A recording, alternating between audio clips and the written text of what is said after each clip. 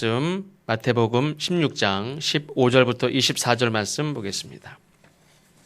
마태복음 16장 15절부터 24절입니다.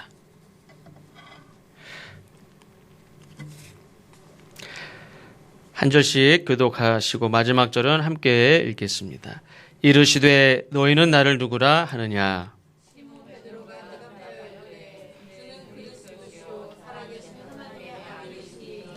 예수께서 대답하여 이르시되 바요나 시몬아 내가 복이 있도다. 이를 내게 알게 하니는 혈육이 아니요 하늘에 계신 내 아버지시니라. 또 내가 내게 이르노니 너는 베드로라. 내가 이 방석 위에 내 교회를 세우리니 누구의 권세가 이기지 못하리라. 내가 천국 열쇠를 내게 주리니 내가 땅에서 무엇이든지 매면 하늘에서도 매일 것이요 내가 땅에서 무엇이든지 풀면 하늘에서도 풀리리라 하시고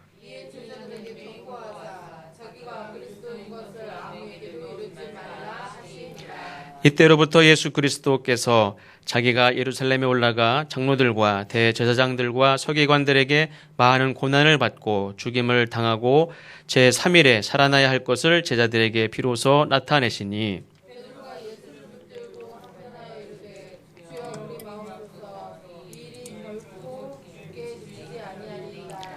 예수께서 돌이키시며 베드로에게 이르시되 사탄아 내 뒤로 물러가라. 너는 나를 넘어지게 하는 자로다.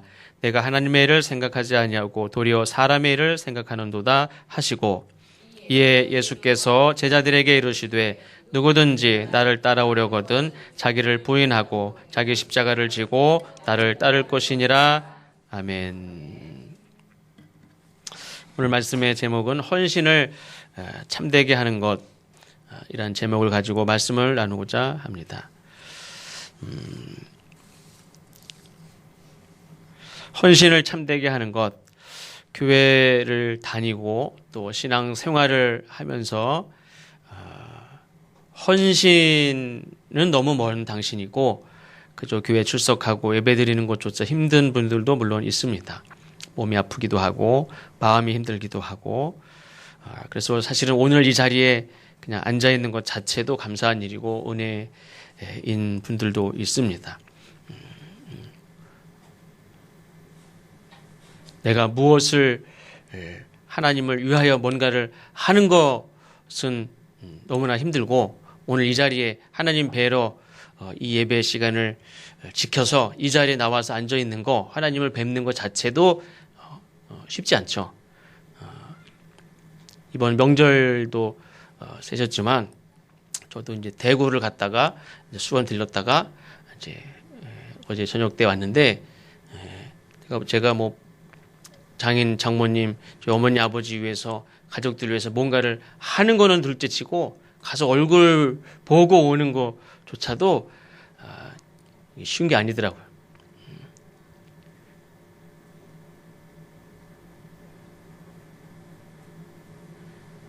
잘 지내시냐고 전화하는 것도 쉬운 게 아니더라고요.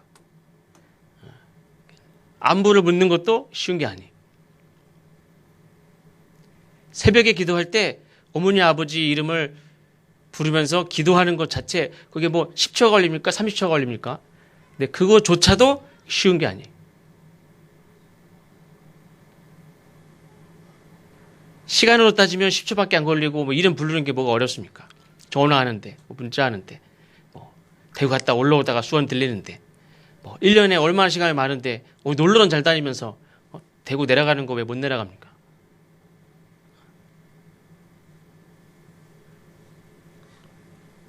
친구들끼리 모여서 어디 가는 건 잘 가는데, 주일날 하나님 앞에 예배 드리는 거, 그거 굉장히 힘들어 하는 분들도 있어요.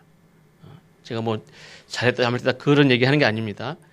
내가 하나님 앞에 뭔가를 하는 거, 헌신하는 거는 두 번째 치고 내가 이 예배 자리에 오는 것도 저도 힘들더라고요. 오늘 10시 예배도 아니고 11시 예배 다 같이 11시 예배 맞춰서 오는데도 힘들더라고요.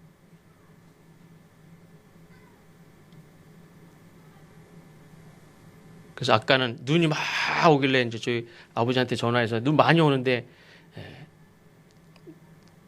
왔다가 그냥 길에 갇혀가지고 막 그러면 모르니까 괜찮으니까 너무 많이 오면 그냥 가까운 데서 예배 드리시라고 그걸로 전화했는데 그냥 오신다고 그래서 또 오셨는데 또 눈도 거의 끝이네요 또.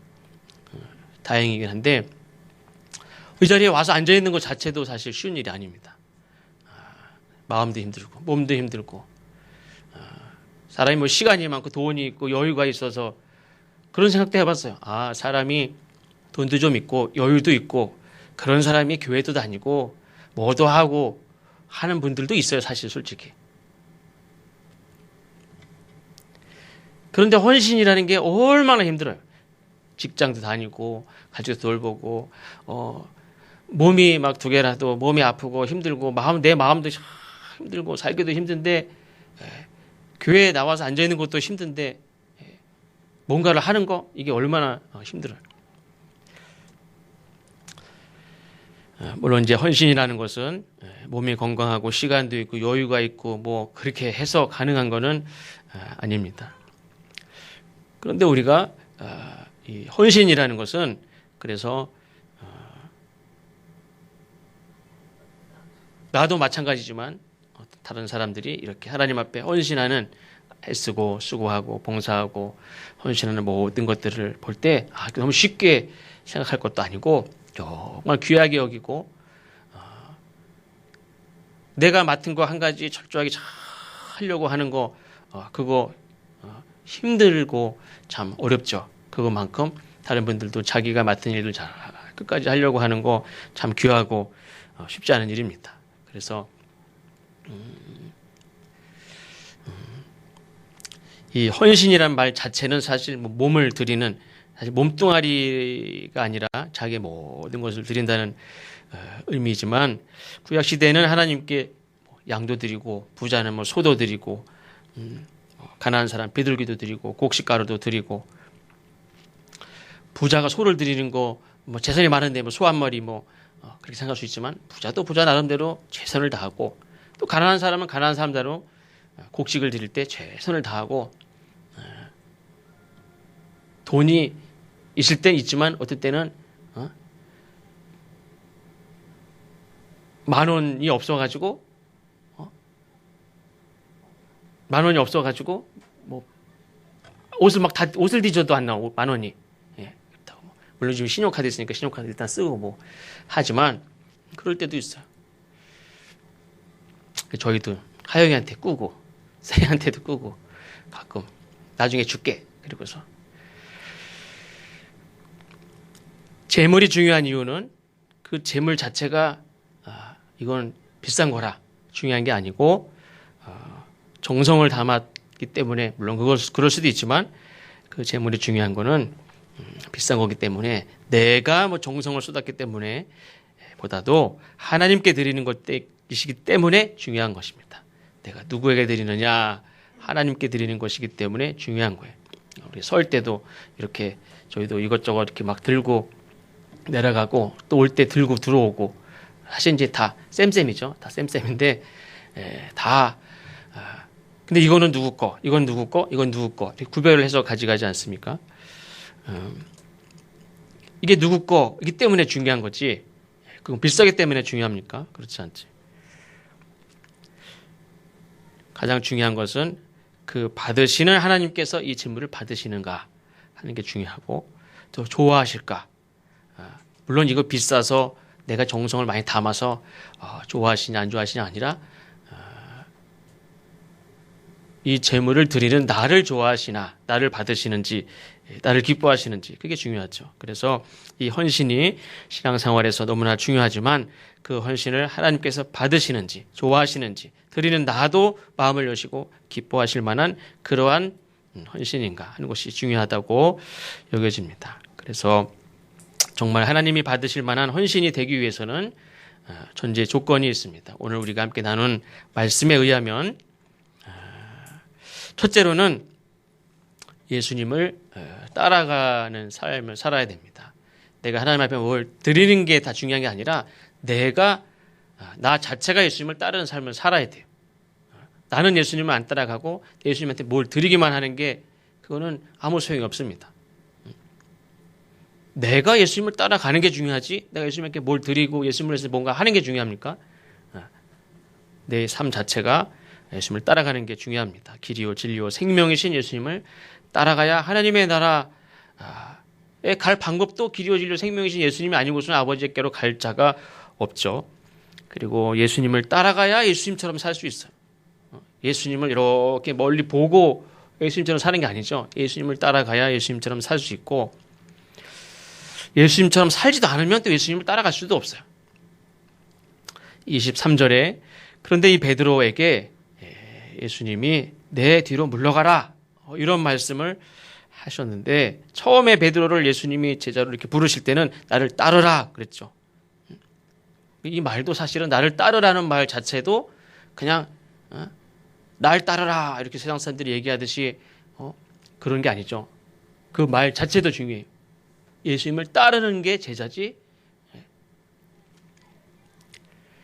그래서 예수님을 뒤따르는 자가 되는 게 참 제자가 되는 길이고 그것이 중요하고 앞에서 이래야 됩니다. 저래야 됩니다.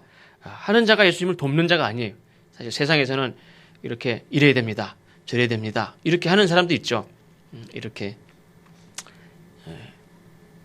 대통령을 돕는 자도 직원도 할 줄 알아야 되고 이렇게 해야 됩니다. 저렇게 해야 됩니다. 할 줄 알고 세상의 지도자는 그런 참모진들도 필요합니다.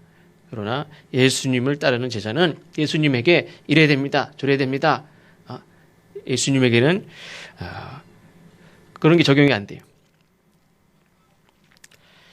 예수님께서 고난당하시고 십자가에 죽을 것을 이제 제자들에게 말씀하셨는데 그 이야기를 들은 베드로가 예수님을 붙들고 항변합니다. 항변. 이 일이 결코 주께 미치지 아니하리이다. 항변이란 말은 이미 예수님의 뜻이 있고 그거를 거부하는 거예요. 그러면 안 된다는 거예요. 예수님의 뜻을 모르고 그냥 이렇게 막 얘기하는 게 아니라 예수님의 뜻이 분명한데 그걸 자기가 절대로 그게 안 된다고 하는 거죠. 근데 여기서 보면 제자들에게 얘기했는데 누가 안 된다고 항변을 합니까? 베드로죠.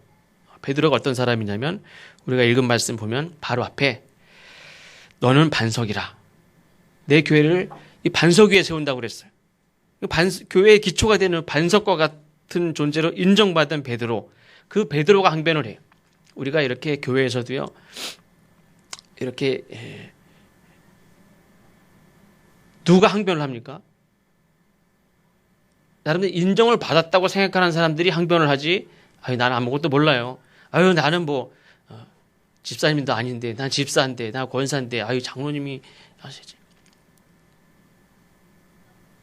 교회에서도 누가 항변을 합니까? 너는 반석이라. 너가 기둥이다. 너를 통하여 하나님이 일을 이루실 것이다.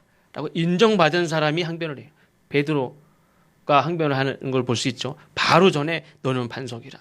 이 반석 위에 내 교회를 세우리지.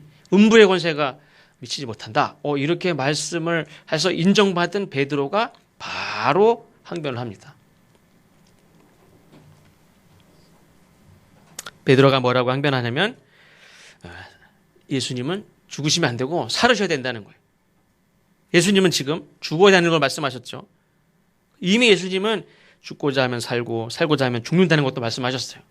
근데 베드로는 지금 죽어야 된다는 것을 예수님이 세상의 왕이 아니라 정말 세상과 이 모든 권세를 가지신 왕이신 건 맞죠. 그때 예수님이 어떻게 왕이 되십니까? 나중에 모든 그 이름 앞에 모든 자들이 무릎을 꿇는 그런 진정한 왕이 되시는데 예수님은 십자가의 죽음으로 왕이 되시는 거예요.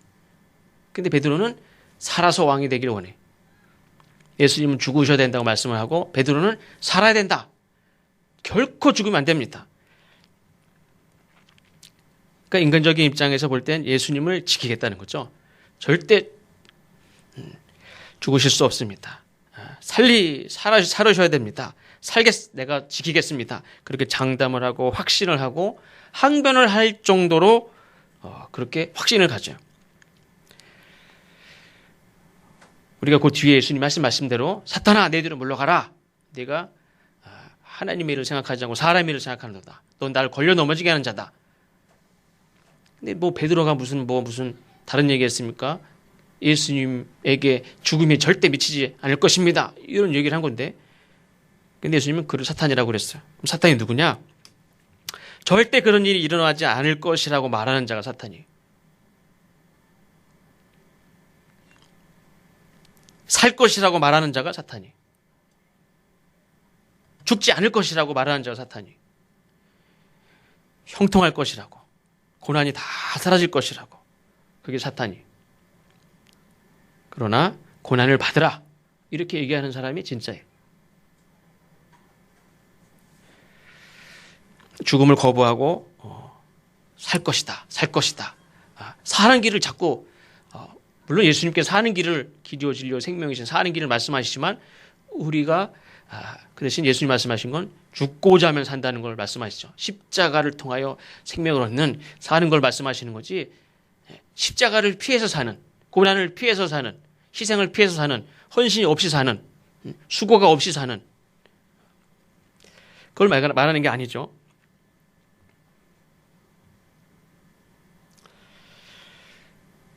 예수님과 함께 십자가 길로 나아가는 그 사람이 하나님의 사람이죠. 베드로가 항변하는 것은,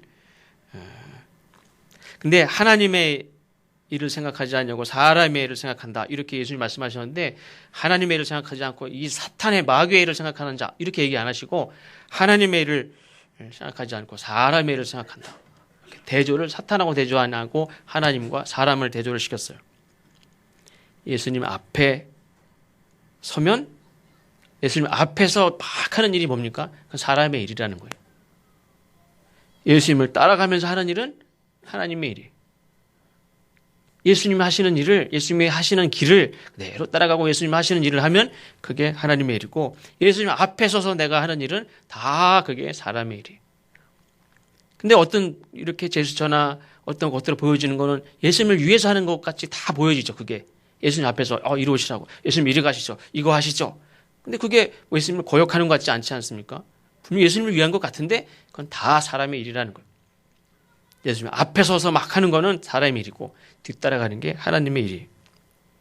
그래서 예수님을 따라가는 게 진정한 헌신의 첫 번째 존재 조건인 줄로 믿습니다. 두 번째로는 자기를 부인하고 나를 따르라 그랬습니다.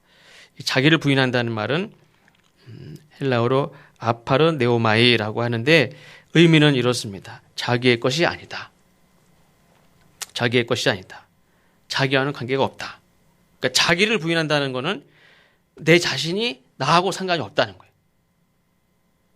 내 자신이 자기와 관계없다. 그래서 모든 것을 다 내려놓을 수 있는 것인데, 우리가 옛날 수도원 공동체 때 보면은 이 말씀을 모든 삶에 다 적용을 해서 먹는 것도, 자는 것도, 편안한 것도 다 거부를 해요. 그래서 고행을 하고, 먹는 것도 금식을 하고, 편안한 것도 다 거부하고, 이렇게 완전 금욕주의 삶을 살죠. 그거를 의미하는 건 아닙니다. 지난 수요일 날도 우리가 말씀을 나눴는데, 자기를, 우리가 하나님을 위하여 드보라가 10,000명의 군사를 데리고 저 10만 명, 20만 명과 싸우러 나가는 것도 큰 믿음이지만, 우리에게 필요한 것은 그런 믿음도 필요하지만 어떤 믿음도 필요하느냐? 자기를 포기하는 믿음도 필요하다는 거예요. 예수님이 우리에게 요구하시는 제자의 삶, 헌신된 삶은, 진정한 믿음은 10,000명의 군사를 데리고 막 나가서 싸우는 그런 믿음은 잠깐 두고, 어떤 걸 요구하십니까? 이삭과 같이 자기를 포기하는 거예요. 아버지는 자기를 제물로 드리겠다고 하는데, 그 이삭은 뭘 포기합니까? 자기 자신을 포기해야지 제물로 드리죠. 아버지가 내가 아버지보다 힘이 센데, 내가 나를 포기하지 않으면 아버지가 나를 제물로 드리고 싶다고 해서 나를 드려줍니까? 못 드리지.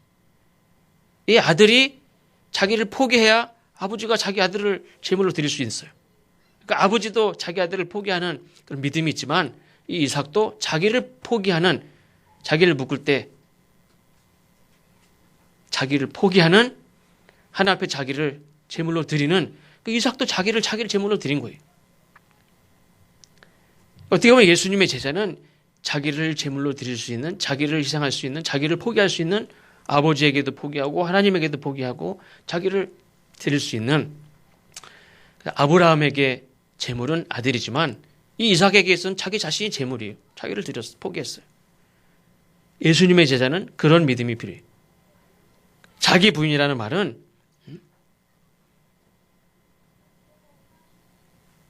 자기의 힘든 어떤 상황들, 배경들, 이것도 물론이지만 자기를 내가 죽으면 무슨 소용이 있습니까? 그럼에도 불구하고 나를 포기하는. 아버지에게도 내가 나를 포기하면 아버지에게도 큰 문제인데, 100세에 난 아들을, 지금 내가 20대 청년이 됐는데, 지금 와서 나를 포기하면 아버지 인생은 뭐가 돼? 그럼에도 불구하고 아버지 인생도 끝나는 거고, 나도 끝나는 거예요. 물론 아버지는 다시 살리실 줄 믿고 그렇게 하신다고 하지만,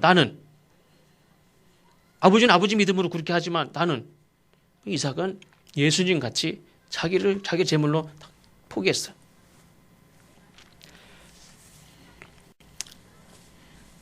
그래서 사실은 이 자기 부인이라는 것은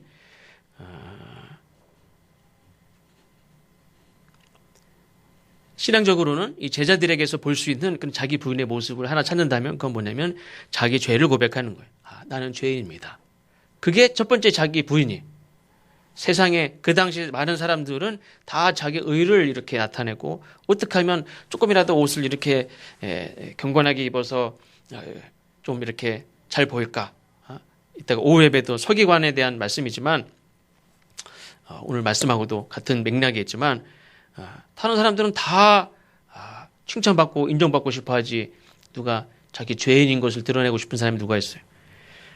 근데 예수님의 제자들은 철저하게 나는 죄인입니다로부터 시작을 하고 예수님을 따르는 자들이 됐고 예수님의 제자가 됐어요. 죄인이 뭘 주장하겠습니까? 베드로는 예수님을 주는 그리스도시요 살아계신 하나님의 아들이십니다 라는 고백을 했고 인정을 받고 칭찬을 받았는데, 그 베드로가 예수님에게 항변을 했다고 그랬죠, 아까. 예전에는 나는 죄인입니다. 저를 떠나가십시오.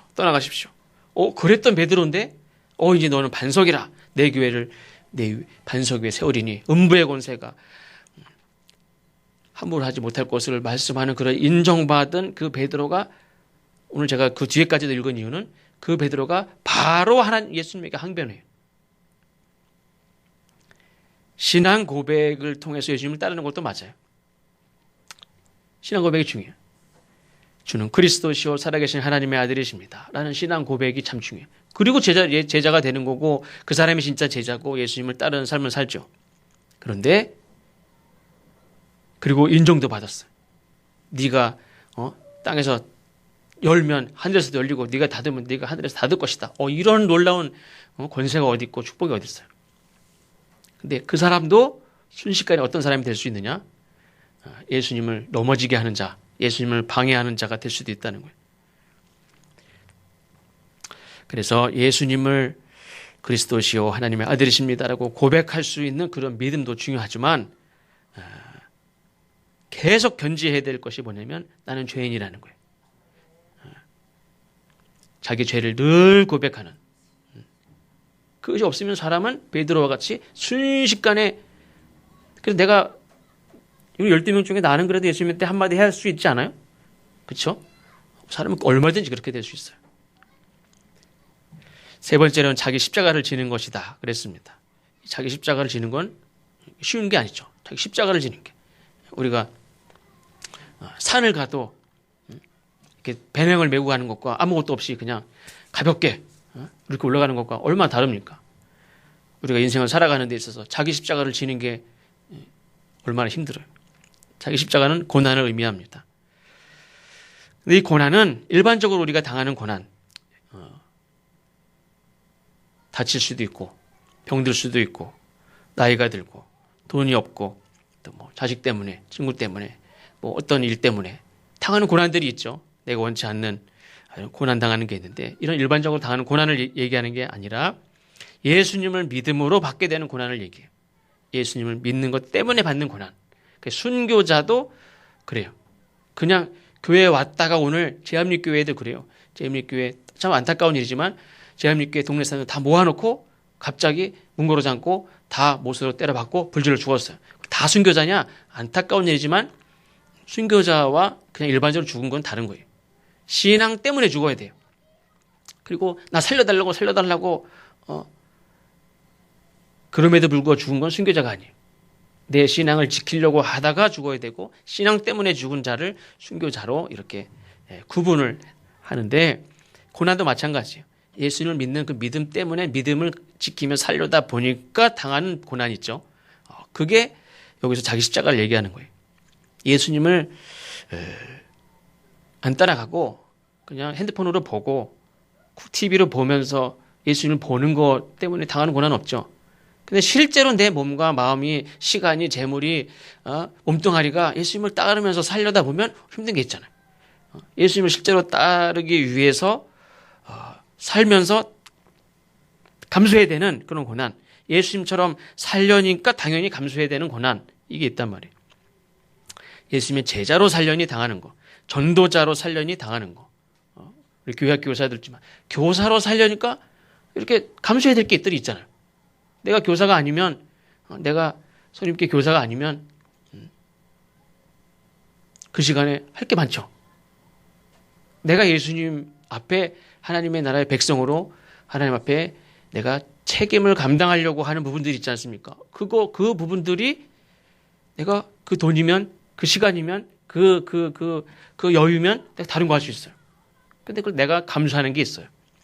예수님처럼 살려니 예수님께서 너희는 모든 백성들을 제자로 삼아서 가르치고 양육하고 제자로 삼고 하나님의 명령대로 그렇게 살려다 보니까 당하는 감수해야 되는 그런 힘든 일들, 이런 것들이 자기 십자가입니다. 사명을 감당하려고 하니까 따라오는 것들. 그리고 남을 위하여 당하는 고난도 있죠. 남을 돕기 위하여 당하는 고난도 있고, 누군가를 구원하기 위해서 내 자유를 제한하는, 포기하는 삶도 있고, 예를 들면 바울도 그렇죠. 바울도 한 영혼을 구원하기 위해서 바울은 무엇이든지 다 자기를 제한했어요. 자기의 자유가 없어서 그러냐? 아니요. 자기는 무엇인지 다 할 수 있는 하나님 주신 자유가 있다고 생각했어요. 내가 자유가 없는 게 아니에요. 자기가 자유를 제한한 것은 다 저 사람을 구원하기 위해서, 하나님이 사랑하시고 또 내가 정말 사랑하는 한 영혼을 구원하기 위해서 자기 스스로 내가 저 영혼을 구원할 수만 있다면 내가 이거 못하면 어때? 그리고 이거 제한하고 스스로 제한한 삶이지, 누가 야, 너 그러면 되겠어? 그렇게 해서 제한한 게 없어요. 바울은 다 스스로 한 영혼을, 저 사람을 위해서 자기 스스로 제한한 것들이. 희생도 하고 고난도 감당하고 매도 맞기도 하고 감옥에 가는 거까짓 거, 저 사람 구원한다는데 감옥에 가면 어때? 매 좀 맞으면 어때? 산을 넘고 위험하긴 하지. 그러나 저 사람을 구원할 수 있다는데. 그래서 스스로 그걸 감수한 그게 자기 십자가예요. 누가 짊어지게 한 게 아니라 자기가 짊어진 거예요. 그래서 헌신된 자는 하나님께 무엇을 그냥 드리는 자가 아니라 하나님의 일을 함께하는 동역자인 줄로 믿습니다. 그런데 문제는 예수님 앞에 서면 그 즉시 뭐가 됩니까? 예수님을 걸려 넘어지게 하는 자가 된다는 거예요. 예수님께 뭘 드려도, 예수님을 위해서 내가 뭘 해도 예수님 앞에 서면 예수님의 방해물이 되고 예수님의 걸림돌이 돼요. 방금 전 너는 반석이라 그 위에 내 교회를 세우겠다고 베드로를 인정했는데, 그 베드로가 어떤 존재가 되느냐? 예수님을 걸려 넘어지게 하는 자가 됐단 말이에요. 다시 말하면 누가 예수님을 걸려 넘어지게 하느냐? 로마 군인입니까? 예수님을 알지 못하는 이방인들이 예수님을 걸려 넘어지게 했습니까? 사실은 바리새인이, 서기관들이, 제사장들이 예수님을 어떻게 그러긴 했지만 예수님을 걸려 넘어지게 하는 자는 바리새인과 서기관도 아니에요. 예수님을 걸려 넘어지게 하는 자는 누굽니까? 가장 가까운 자기 제자였어. 예수님이 오히려 더 조심하는 자는 자기 제자예요. 자기가 사랑하는 제자. 사랑하는 자녀가 날 넘어지게 하는 거예요. 사랑하는 가족이 날 넘어지게 하는 거고, 사랑하는 친구가 날 넘어지게, 사랑하는 성도들이 나를 넘어지게 해요.